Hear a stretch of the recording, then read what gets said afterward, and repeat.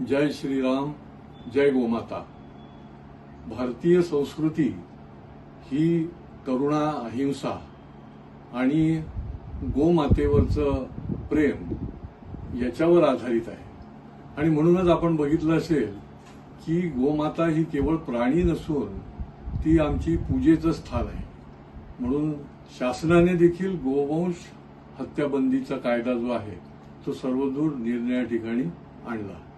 खरं म्हणजे आपल्या संविधानाप्रमाणे प्रत्येकाने वागलं पाहिजे आणि त्याच्यामुळे मग ती बकरी ईद असो किंवा अन्य कुठलाही त्याचा सण असो, तुम्ही जर सोसायट्यांमध्ये खुल्या भागामध्ये जर रक्तपात केला, प्राण्यांची कत्तल केली तर ती अयोग्य आहे, बेकायदेशीर आहे। हे संविधानामध्ये नाही आहे।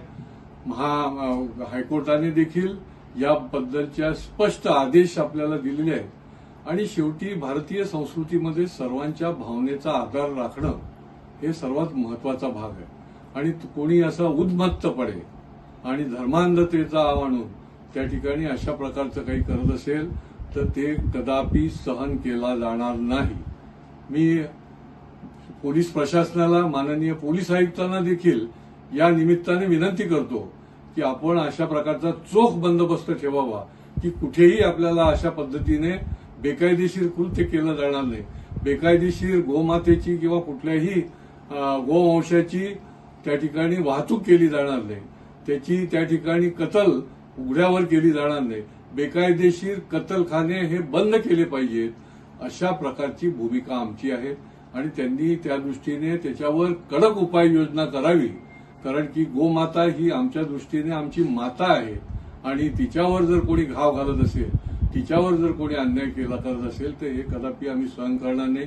काही ठिकाणी जाणून बुजून काही धर्मांध लोक अशा प्रकारचा कायदा आणि सुव्यवस्था बिघडवण्याचा प्रयत्न करत आहे। परंतु पोलीस प्रशासनाने याच्याकडे कठोरपणे लक्ष द्यावं आणि कठोर कारवाई करावी। केवळ लक्ष न देता कठोर कारवाई केली जावी, कारण की सर्वांना समान हक्क, समान अधिकार आहे आणि हे आपल्याला संविधानाने दिलेलं आहे। आणि कायदा कोणी मोडत असेल तर कदापि त्याला सहन केलं जाणार नाही। जय गोमाता।